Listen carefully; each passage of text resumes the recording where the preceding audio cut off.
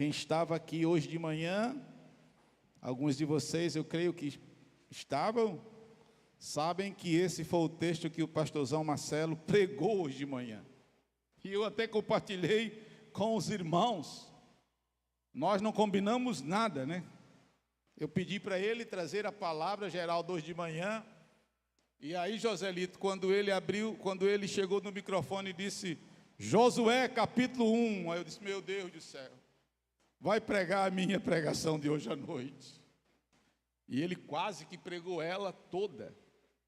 Mas eu disse aos irmãos, irmãos, eu não vou mudar a pregação de hoje à noite, não. Então, quem ouviu hoje de manhã, vai ouvir, talvez, algumas coisas que ele tem abordado hoje pela manhã. Talvez numa perspectiva um pouco diferente, que nós temos maneiras e modos diferentes de transmissão. Mas eu creio que a linha mestra, ela é exatamente essa. Deixa só ele trocar aqui.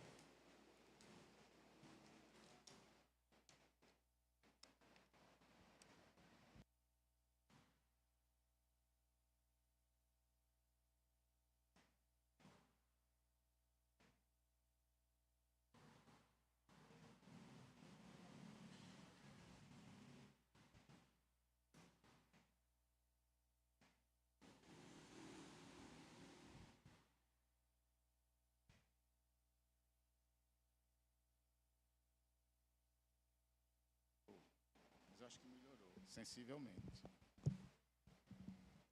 Oi, som. Oi. Só mais um pouquinho. Vamos ler juntos? Eu vou ler os versos ímpares. Josué, capítulo 1, verso de número 1 até o verso de número 9. Eu convido você para a gente ler. Eu lerei os versos ímpares, e para que vocês participem também, vocês lerão os versos pares. Uma outra coisa que eu peço, se assim for possível, é que você deixe a Bíblia aberta, ou equipamento eletrônico, para que a gente possa fazer menção, e talvez a gente leia outros textos bíblicos. E eu sempre gosto, quando os meninos põem aí, ou a gente tem o hábito de abrir a Bíblia, porque fazendo assim nós estamos manuseando a palavra de Deus. Assim diz a palavra do Senhor: sucedeu depois da morte de Moisés, servo do Senhor, que este falou a Josué, filho de Num, servidor de Moisés, dizendo: vocês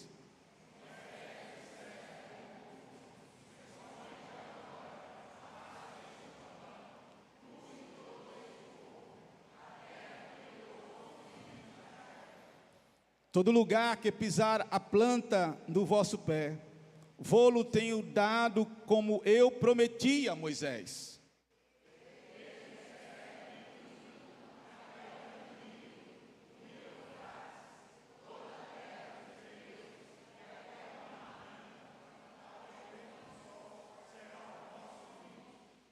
Ninguém te poderá resistir todos os dias da tua vida. Como fui com Moisés, assim serei contigo. Não te deixarei, nem te desampararei.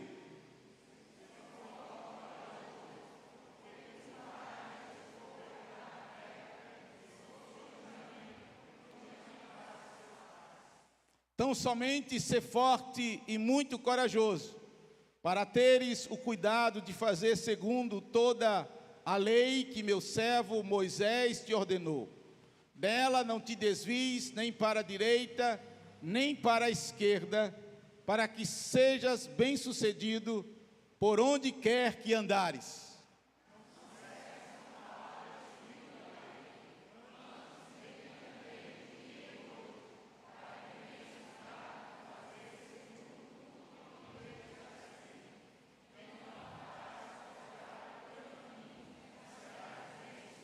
Vamos ler junto o verso 9. Não te mandei eu, ser forte e corajoso. Não temas, nem te espantes, porque o Senhor teu Deus é contigo, por onde quer que andares. Pode sentar, querido, pode sentar, querida. Eu vou resumir bastante a introdução nesta noite. Eu preparei uma introdução imensa, muito longa. Eu fiz uma digressão preparando esse sermão, muito grande. E quando eu estava preparando o sermão e preparando essa introdução, eu me lembrei de uma santa irmã que congregou conosco, esposa de militar, e eles voltaram para a cidade deles. Mas ela, na amizade e intimidade que tinha conosco, ela chegou um dia para mim e disse: pastor Simar, depois que o senhor fizer a introdução da sua pregação, já pode fazer o apelo. Porque só a introdução parece já uma pregação. Eu estava pensando nisso. E eu quero resumir, irmãos, até porque já são 7h23, para não segurar vocês aqui por muito tempo. Eu peço toda a sua atenção nessa noite, e o mínimo, por favor, de movimentação possível no nosso ambiente. Eu começo dizendo, e eu creio que você concorda com o que eu vou colocar, que nós estamos com um texto em nossas mãos de rara beleza, um texto histórico, um evento histórico, para aqueles que gostam de história principalmente, ou aqueles que gostam notadamente da história de Israel, assim como eu.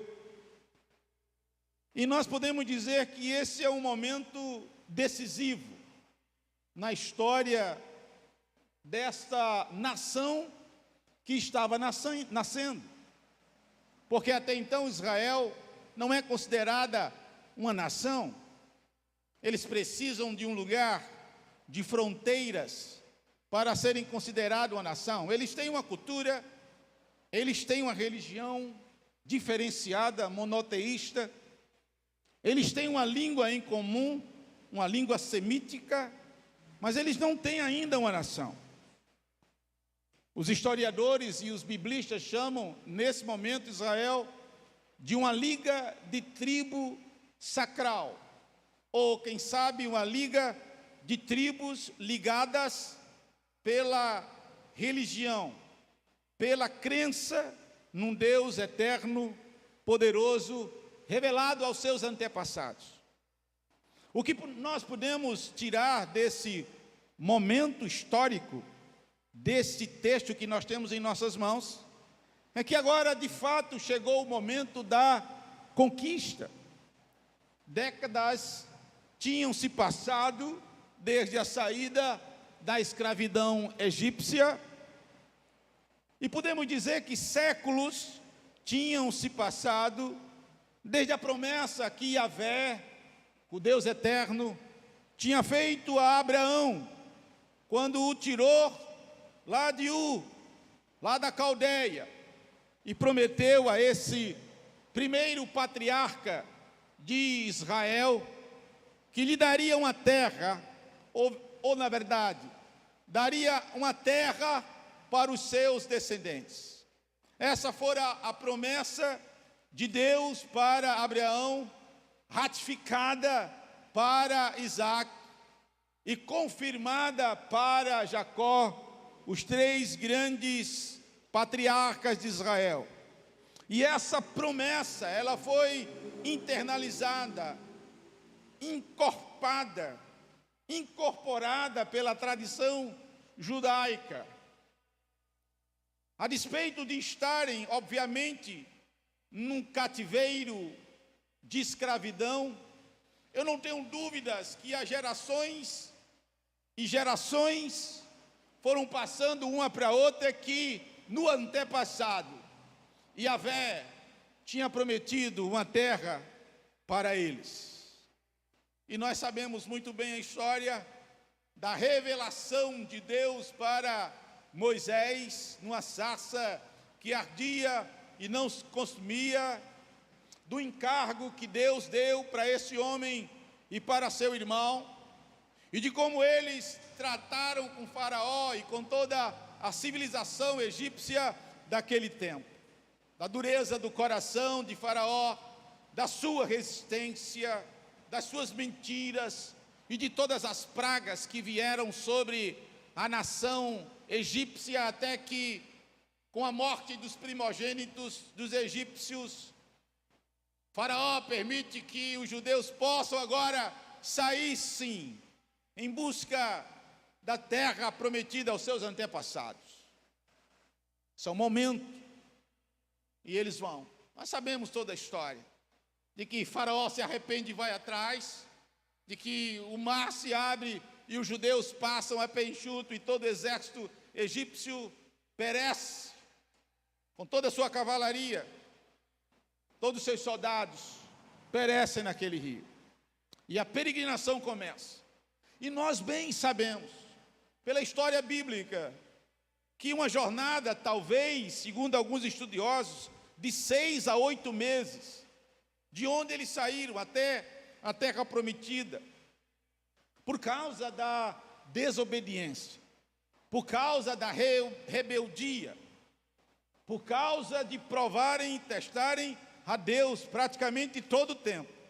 Aquilo que seria feito em 6 ou 8 meses, se tornou uma geração de 40 anos.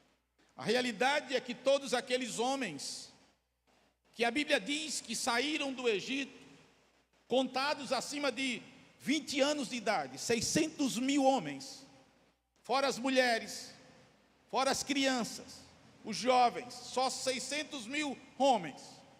Toda aquela geração, a palavra diz que pereceu no deserto, e uma nova geração nasceu no deserto, e uma geração cresceu no deserto. Josué e Calebe são os únicos remanescentes que saíram lá do Egito. Já são homens de uma idade avançada. Josué era o grande discípulo de Moisés. Recebe esse encargo da parte de Deus agora para atravessar o Rio Jordão.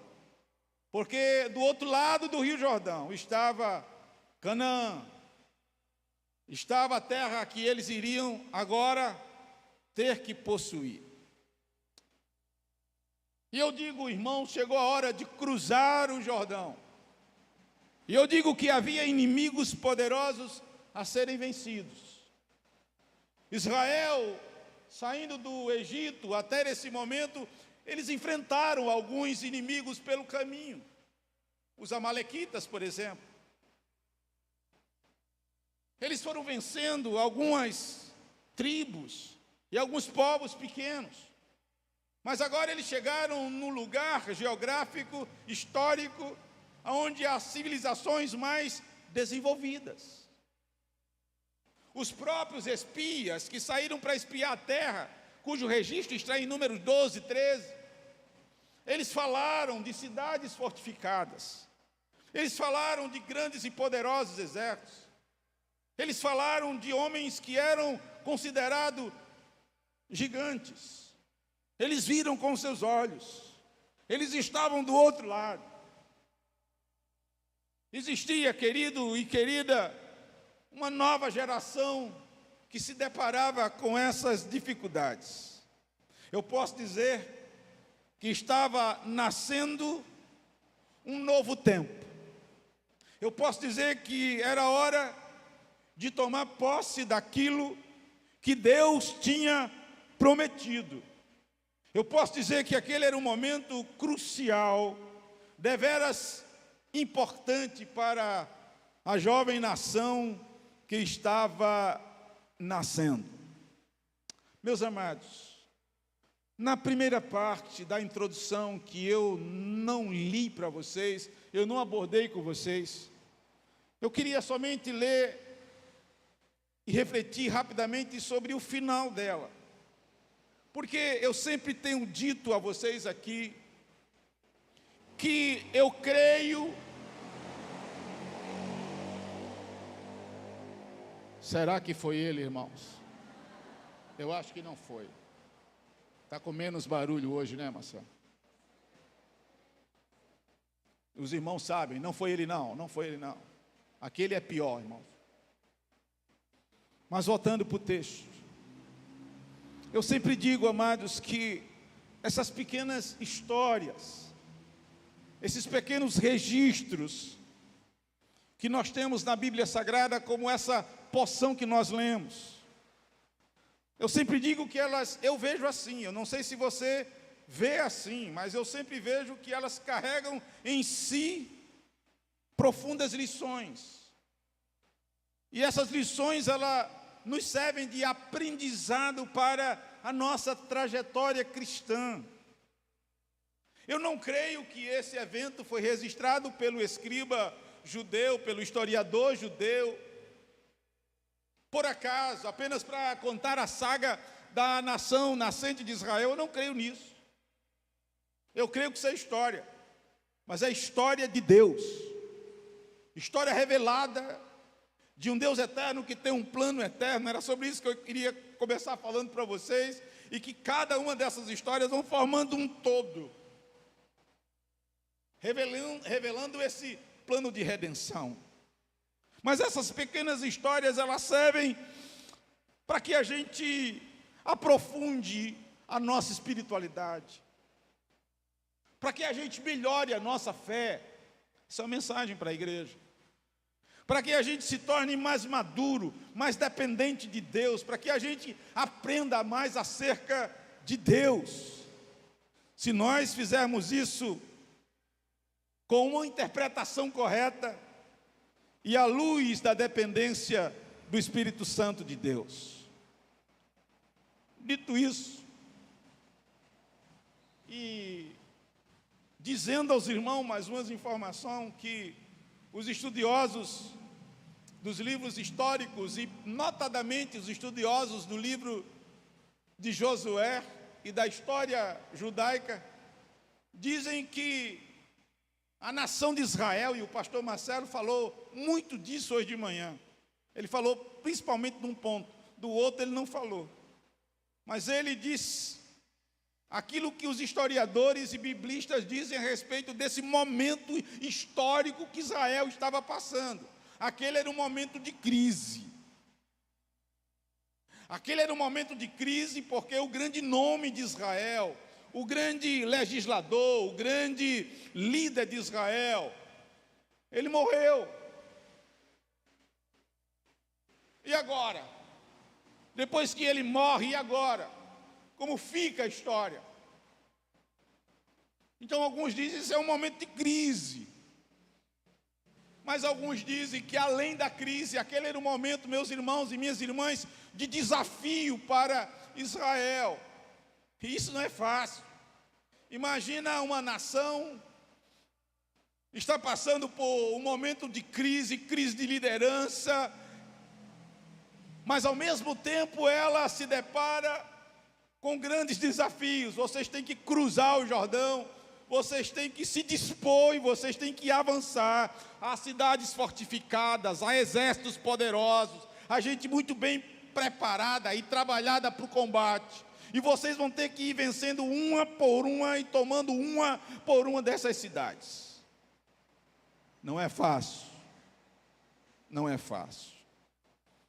Dito isso, depois que a gente leu essa narrativa histórica, e também, amados, analisando um pouco a história que ocorreu antes desse evento, eu já falei um pouquinho dela, e a história que vai se suceder a posteriori desse momento histórico, o que é que nós podemos tirar de lições para a nossa vida pessoal, para a nossa jornada espiritual, familiar e como igreja?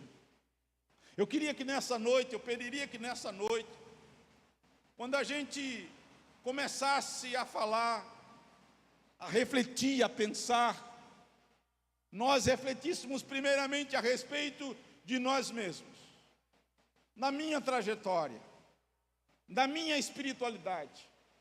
Em seguida, a gente pensasse no nosso casamento, na nossa família. E, por último,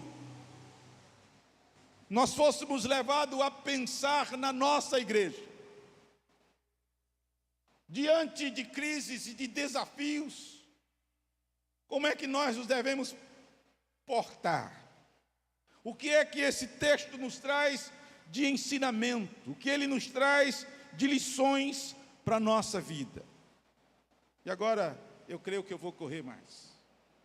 Em primeiro lugar, querido, se você gosta de anotar as pregações, em primeiro lugar, guarde isso. Guarde como uma verdade bíblica. Guarde como algo de Deus para a sua vida, casamento, família e igreja. É importante, muito importante, mas muito importante, que nós entendamos que mesmo enfrentando, amados, toda espécie de crise, toda espécie de luta, e aqui eu boto mais uma vez, na área pessoal, conjugal, familiar, eclesiástica, ou seja, a área da igreja, mesmo enfrentando toda espécie de crise, de luta, é muito importante que a gente entenda que Deus continua no comando de todas as coisas.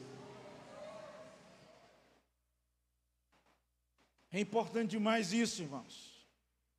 E às vezes eu confesso a vocês e falo como pastor e falo como experiência pessoal diante das lutas que hoje eu enfrento.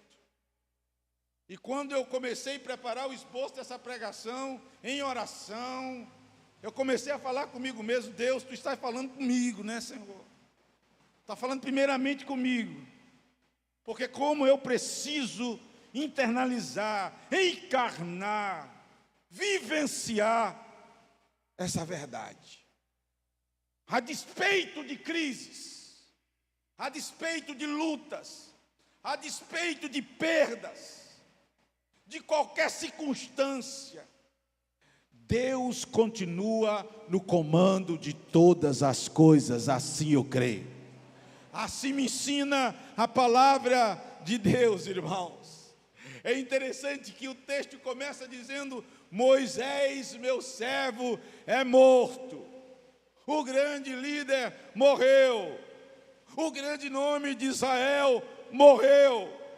E pastor Marcelo, fazendo uso da pregação dele nessa manhã, ele disse: eu fico imaginando como Josué se sentiu e como todo o povo de Israel estava se sentindo. Afinal de contas, Moisés estava morto.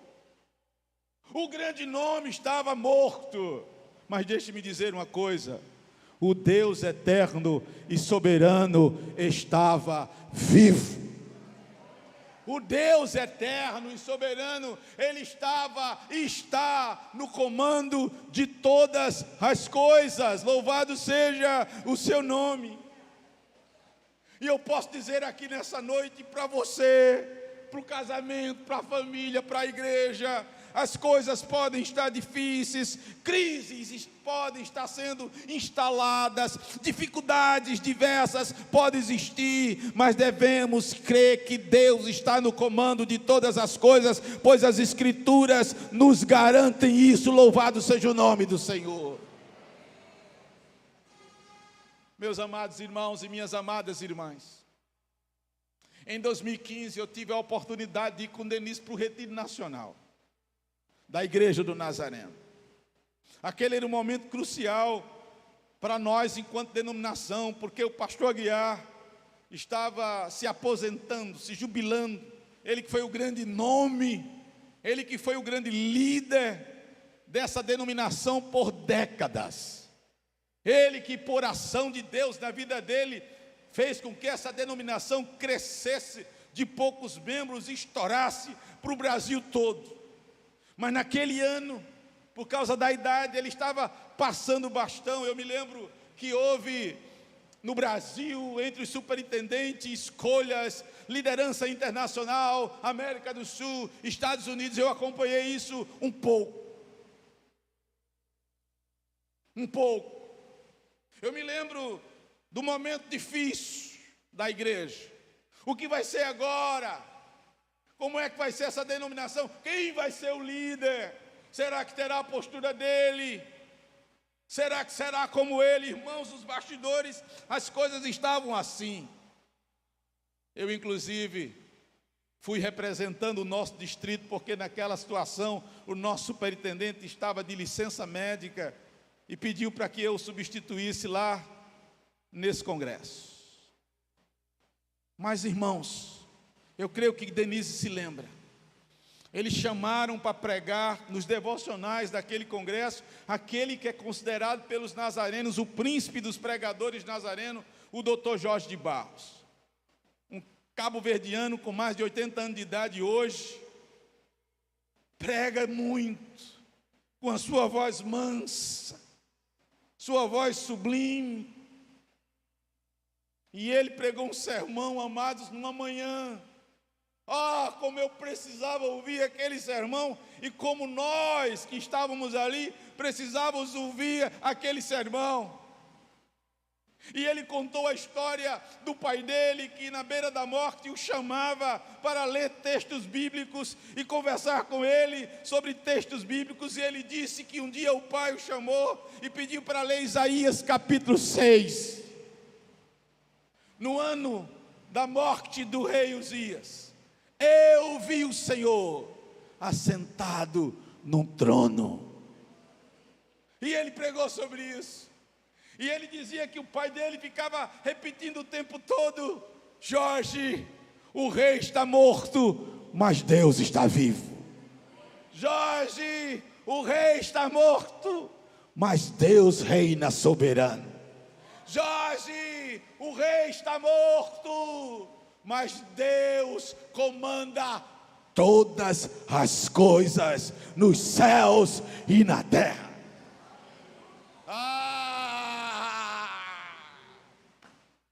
Como eu precisava, Carolzinha, encher o meu coração com essa verdade divina. As coisas podem desandar, as crises podem se instalar, mas Deus continua soberano, Ele continua majestoso, Ele continua bom, Ele continua cheio de graça.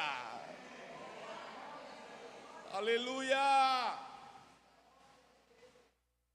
Oh, amados, eu lembro-me de duas pregações que eu preguei recentemente nesta igreja, mas não foi no domingo à noite. Eu me lembro que eu preguei uma domingo de manhã e numa quarta-feira. E eu me lembro que eu preguei e disse que muitas vezes nós deixamos de contemplar a majestade, a beleza, a soberania de Deus, porque muitas vezes, amados e amadas, os nossos olhos estão fixos nas crises, os nossos olhos estão fixos nos problemas, os nossos olhos estão fixos, queridos e queridas, nas agruras e tempestades dessa vida.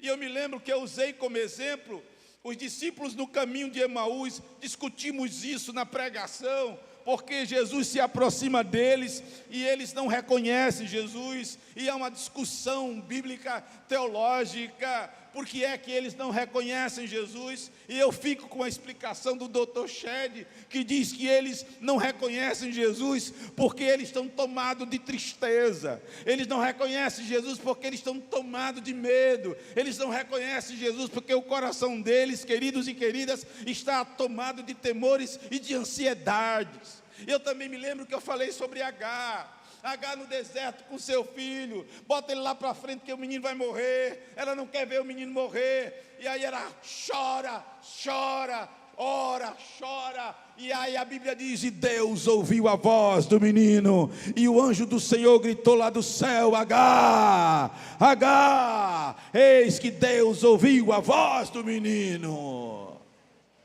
Aí logo em seguida, o escritor bíblico diz: abrindo-se-lhe os olhos, ela viu um poço perto dela. E eu penso, irmãos, que olha, deixa eu dizer uma coisa, eu creio num Deus que traz à existência aquilo que não existe. Deus é poderoso para fazer um poço aparecer naquele lugar, mas a minha interpretação, e de outros biblistas, é que aquele poço estava ali, mas por causa do choro, por causa da dor, por causa da agonia, por causa da crise instalada, ela não viu o poço. Mas Deus fez com que ela visse o poço. Toma água, mulher, enche esse odre e dá água ao teu filho. E aí vocês têm água para essa jornada nesse deserto. Deixa eu dizer uma coisa para você, querida e querida. Isso não é frase de efeito, eu creio nisso. O Deus soberano caminha com a gente nesse deserto. O Deus soberano caminha com a gente na crise. O Deus soberano caminha com a gente nas adversidades e nas dificuldades. E que a gente creia, que a gente confie, que a despeito de tudo que possa estar acontecendo à nossa volta, Deus está reinando soberano. Deus está no comando de todas as coisas. Louvado seja o seu santo e poderoso nome. Eu creio nisso. Em segundo lugar, além da gente confiar e crer que esse Deus soberano está no comando, querido e querida, esse segundo ponto eu quero lhes partilhar, que com a ajuda de Deus, veja só, tem que ser com a ajuda de Deus. É necessário que a gente erga os olhos para os novos desafios que a gente tem pela frente. Mesmo enfrentando dificuldades, adversidades, crises. Por isso que é necessário, mais do que nunca, a ajuda de Deus. É necessário que a gente erga os olhos e veja os novos desafios, queridos e queridas, que nós temos pela frente. É preciso, mais do que nunca, que enfrentemos os desafios que temos pela frente. Os judeus ainda tinham muitos desafios pela frente. Entre elas eu posso dizer as cidades fortificadas, gigantes, imensos, exércitos bem equipados e preparados, mas eles tinham que avançar. Meus irmãos e minhas irmãs, não é hora da gente estagnar. E aqui eu me refiro, por favor, principalmente à igreja. Enfrentamos crise, enfrentamos perdas, muitas perdas. Quase toda semana alguém daqui me manda pelo WhatsApp dizendo que foi para a igreja X. Aqueles que ainda têm hombridade de informar, porque muitos não informam. Não vou vos dizer que isso não nos abate, que isso não nos fere, que isso não nos faz chorar, porque pensamos nos anos de amizade, no tempo de investimento, de discipulado. Mas uma oração que eu tenho feito com Denise lá em casa, e a gente tem orado todo dia: Deus, nós não queremos ficar magoados com ninguém, Senhor, com ninguém. As perdas foram altas e visíveis, muita dificuldade. A gente não fica falando de dificuldade para vocês o tempo todo aqui, porque eu não acho interessante usar púlpito como divã. Aí eu me refiro agora, nesse ponto, principalmente à igreja. Igreja, Nasa Sul, é hora de deixar de olhar para trás. Nasa Sul, é hora de olhar para frente e continuar firme, forte, sabendo que Deus está conosco. Acima de tudo, nós devemos ter a consciência tranquila daquilo que nós somos e fazemos. E mais uma vez, irmãos, eu quero vos dizer nessa noite, e não quero que ninguém se magoe, que se pensa diferente. Eu não quero estar aqui na NASA Sul competindo com igreja de modinha. A NASA Sul não é igreja de modinha.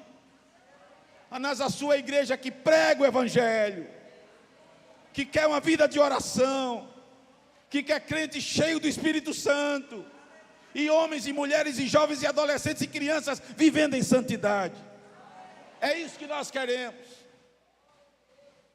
Eu não vou estar aqui imitando ninguém, competindo com A, B, C ou D, ou seguindo plano denominacional, obrigatoriamente. Não, eu já disse ao meu superintendente, não vou me curvar às imposições culturais. Não sou um pastor quadrado, eu acho que não sou.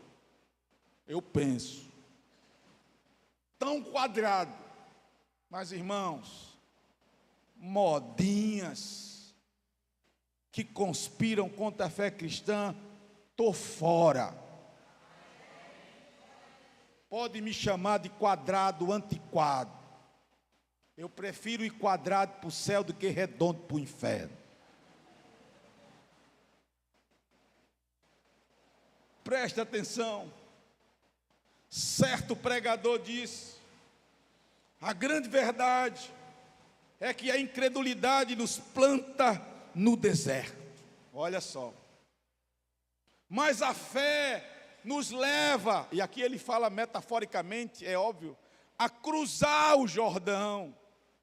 Portanto, NASA Sul, entenda que aquilo que é impossível para mim e você, é possível para o Deus Todo-Poderoso.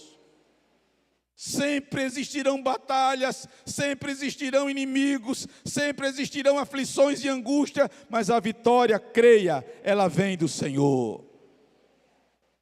É o Senhor quem vai à nossa frente, Ele quebra o arco e Ele despedaça a lança. Esse Deus que nós servimos, Ele é nosso escudo. Esse Deus peleja por mim e por você. Portanto, querido e querida, não tema os desafios que a vida e a cultura impõem. Não tema. Confie em Deus, submeta-se a Ele. E eu termino esse ponto dizendo: é preciso que tiremos os olhos da crise e voltemos nosso olhar para o Senhor. E aí, quando eu estava esboçando o sermão, eu lembrei de uma coisa. Eu lembrei que quando eu tive depressão em 98, o meu médico aconselhou eu não ouvir mais notícias. Ele disse: pastor, não assista televisão, não assista filme, essas coisas, que tem coisa ruim. Isso vai encher o seu coração de coisa ruim.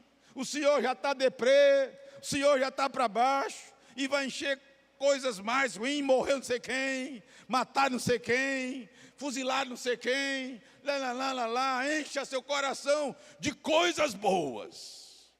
E aí eu comecei a pensar, amados e amadas, que tem muita gente com o coração cheio de medo e cheio de temor, porque só estão focando sua visão em mais notícias. Eu tenho um conselho para você nessa noite: olhe para o autor e consumador da sua fé.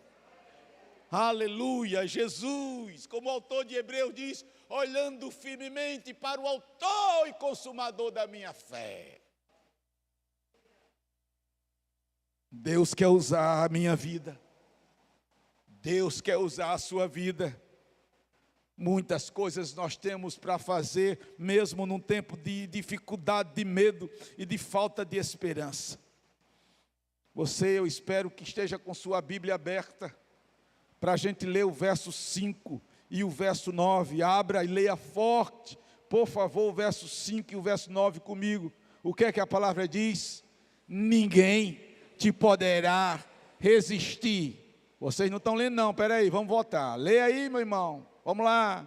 Ninguém te poderá resistir todos os dias da tua vida.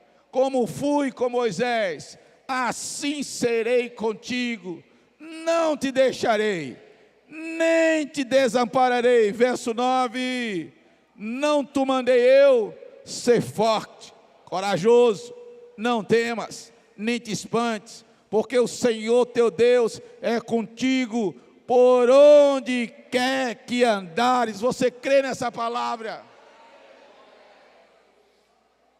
Ah, pastor, essa é uma palavra para Josué no Antigo Testamento. Aí é. Jesus falou assim: estarei convosco todos os dias da tua vida. Oh, glória. Eu não deixarei vocês órfãos, o Espírito Santo estará com vocês o tempo todo, igreja. Não tem nada melhor do que a convicção na Asa Sul de que Deus está conosco. Vamos repetir juntos? Deus está conosco. Mais uma vez, Deus está conosco. Aleluia, eu creio nessa verdade. Eu quero terminar. E último ponto, amados e amadas. Além da gente crer na soberania de Deus, esse Deus soberano no comando. Além da gente tirar o foco das crises e olhar para os desafios com a ajuda de Deus, precisamos pedir a Deus para encher nosso coração de ânimo e coragem. Precisamos. Olha, Deus falou 3 vezes para Josué ser forte, para ele ter coragem e para ele ter ânimo. E eu vos digo nessa noite que o desânimo é contagioso. O desânimo levou Israel à incredulidade. Toda uma geração de praticamente 2 milhões de pessoas morreram no deserto, sem ânimo. Sem ânimo ninguém se levanta. Sem ânimo ninguém cruza o Jordão. Sem ânimo ninguém enfrenta o inimigo, igreja. Sem ânimo ninguém investe no casamento. Sem ânimo ninguém investe na família. Sem ânimo não se evangeliza. Sem ânimo a igreja não experimenta o verdadeiro avivamento do Senhor. O desânimo rouba as nossas energias. O desânimo rouba os nossos sonhos. Ele rouba os nossos projetos. Alguém já disse que o desânimo é um poderoso ladrão de alegria. E eu fico pensando às vezes, quantas pessoas eram tão ativas e produtivas no reino e em sua igreja, mas por algum motivo foram tomadas ou se deixaram tomar pelo desânimo por completo no coração e hoje estão profundamente desapontadas e desanimadas. Eu penso no seguinte: se Deus falou cerca de 3 vezes para Josué ser forte, para ele ter coragem, para ele ter ânimo, é porque Deus sabia que o seu servo iria enfrentar. Deus sabia que ele precisaria de ânimo, ele precisaria de coragem, ele precisaria, sim, de muita coragem, de muito ânimo. E sabe, amados e amadas, quando eu falo sobre isso, eu me lembro de Josué e Calebe.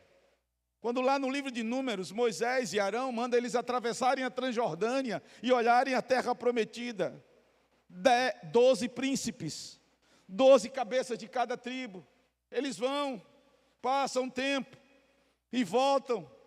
E nós sabemos bem a história, que 10 deles são tomados, a Bíblia diz, por desânimo, por falta de coragem. Eles até dizem que a terra é boa, eles trouxeram frutos. Eles até dizem que a terra mana leite e mel. Mas eles falaram, as cidades são fortificadas. Há gigantes, a terra se abre e engole as pessoas. E eles terminam o relato dele dizendo, e nós nos sentíamos como que gafanhotos. Somente Josué e Calebe, amados. E é Calebe quem fala. Eu gosto de uma versão que Calebe faz, eia! Eia, irmãos, Não é assim. Olha só, querido, porque a Bíblia diz que o povo todo foi tomado de choro, de pranto, de um terror enorme. E Caleb olha aquilo ali e diz: eia, irmãos, Deus nos prometeu essa terra. O que eu posso tirar, irmãos, é que o desânimo muitas vezes nos leva à incredulidade, nos leva a duvidar do poder de Deus. Eu não estou dizendo que toda pessoa desanimada vai desacreditar do poder de Deus ou vai se tornar cética e incrédula. Há uma possibilidade. E de contagiar outras pessoas. Eia! E ele diz assim: esses inimigos, eu acho fantástico quando Caleb diz isso, esses inimigos serão para nós como pão na boca. Pedaço de pão que a gente bota e come com facilidade. Deus já nos deu essa terra, é promessa. Josué sabia, pois ele tinha enfrentado o desânimo na sua jornada. Eu estou terminando, meus irmãos amados e queridos, me deem mais um minutinho. Sabe por quê? Encanta-me o registro de uma conversa entre dois velhos amigos que se conheciam muito bem, porque eles estiveram nesse evento que eu falei agora. Josué e Caleb. Eu vou pedir que você marque a página da sua Bíblia em Josué capítulo 1 e você vire algumas páginas para Josué capítulo 14. Nesse contexto aqui agora, Josué começa a dividir e distribuir a terra de Canaã por sorte. E nesse contexto, a partir do verso número 6, escute, um velhinho, eu acho que ele tem por média de 80 a 85 anos esse velhinho. Esse velhinho vai lá para Josué, que é outro velho também. Está velho. Os dois estão velhos. E eles têm um diálogo fantástico. O velhinho que vai até Josué é Caleb. E ele vai lembrar a Caleb de uma promessa que Moisés tinha feito para ele. Moisés tinha dito a ele: eu darei para você as terras de Hebrom. Agora Caleb vai com sua clã, seus filhos, netos, talvez bisnetos, até Josué, para reivindicar aquilo que Moisés tinha prometido. Eu não vou ler todo o texto, eu vou pedir que você veja apenas, irmãos, o verso de número 10 e 11. Eu vou pedir, inclusive, que você leia comigo, verso 10 e 11 do capítulo 14 de Josué. Vamos lá agora? Eis agora, o Senhor me conservou em vida, é graça, como prometeu. 45 anos há, desde que o Senhor falou esta palavra a Moisés, andando Israel ainda no deserto. Ele está falando da promessa dele ter Hebrom. Vamos lá. E já agora, sou de 85 anos, a idade dele era essa.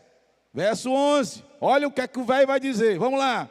Estou forte ainda hoje, como no dia em que Moisés me enviou, 40 anos atrás. Vamos lá. Qual era a minha força naquele dia? Tal ainda agora para o combate, tanto para sair a ele, como para voltar. Irmãos, eu ia dizer uma coisa aqui, não vou dizer não, porque não pode ser politicamente correto. Mas esse camarada é corajoso, cheio de ânimo, cheio de vigor, mas cheio de fé no Deus eterno. Porque se você ler o contexto, ele vai dizer: os outros desistiram, mas eu perseverei em continuar seguindo a Deus. Ânimo, ânimo. Devemos buscar a Deus, para que o nosso ânimo e coragem possam ser renovados e avivados. Preste atenção, Nasa Sul, não podemos depender apenas da nossa força. Quem somos nós? Se formos depender apenas da nossa força, iremos fracassar. Precisamos depender de Deus. E agora, para fechar, eu te convido para abrir um texto clássico que fala sobre ânimo, renovo, revivificação. Abra em Isaías, capítulo de número 40. Isaías 40, verso de número 29 a 31. Aleluia. Aleluia. Todos abriram? Isaías 40, 29 a 31. Se você abriu, diga: abri. Vamos ler forte. Vamos ficar de pé.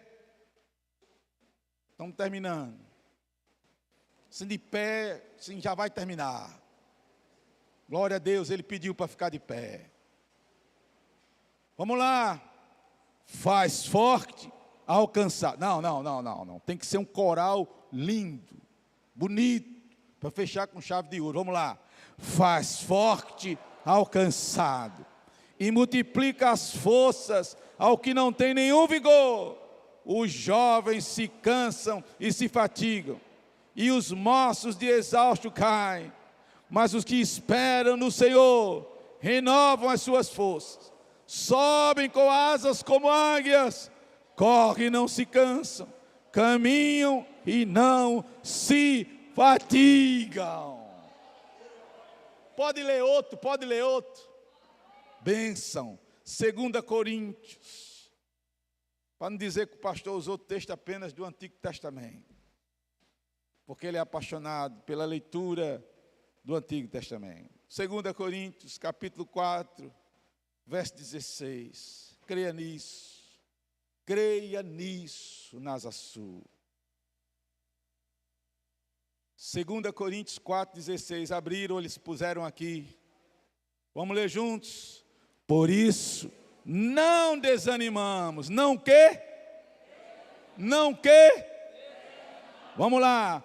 Pelo contrário, mesmo que o nosso homem exterior se corrompa, para aí, para a exegese perfeita, o corromper aqui não é relacionado à pecaminosidade, é as coisas que a gente enfrenta na lida da vida.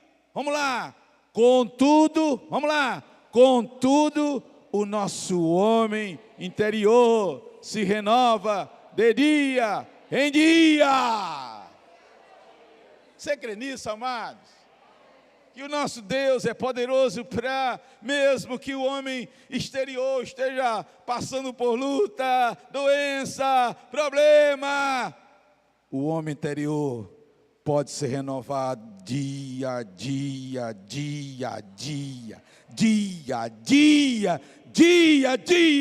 pelo Senhor. Aleluia. Meus irmãos, a gente pode ter um tempo de oração.